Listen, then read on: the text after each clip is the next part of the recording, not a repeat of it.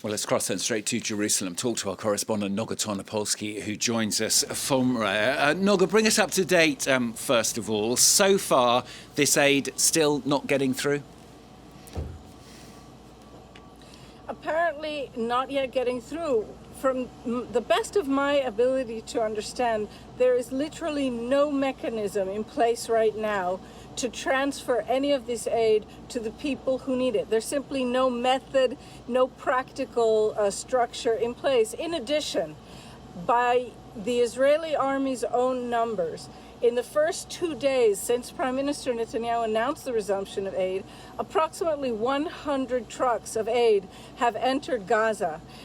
In order to even begin to satisfy the needs of 2 million people in Gaza who have been under siege and with no assistance, no medical or nutritional assistance for 2 months, you need something like 600 or 700 trucks a day.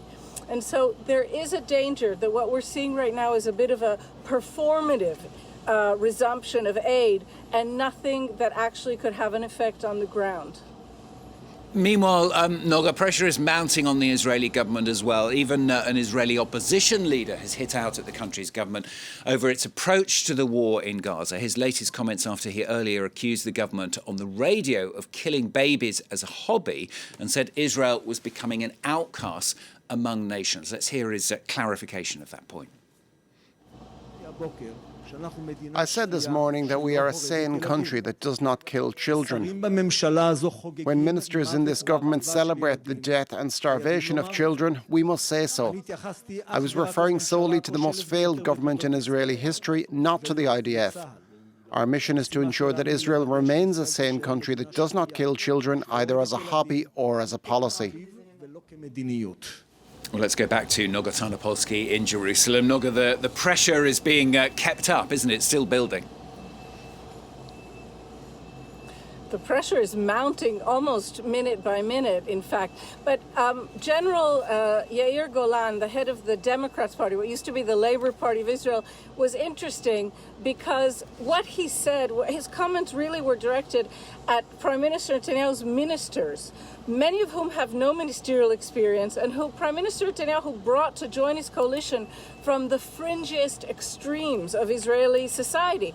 And they, in fact, are the people putting Israel in danger with the international legal authorities and making very murky what Israel's actual plans are. Because if you listen to some of Netanyahu ministers, it does sound like Israel is trying to starve the finance minister, for example. It sounds like Israel is trying to simply starve and deport all of the Gazans. Now, that is, of course, not official government policy, but the Prime Minister hasn't reprimanded those of his ministers who spoke in that way. And that is the background to these very harsh comments by this opposition leader who said, you know, a sane country doesn't talk about killing babies for sport. And that is part of the confusion that has simply blanketed Israel in the last few days as Israelis are not informed by their government what's really going on, what the strategic plan is, or if there is any sort of end game for the Gaza war. Noga.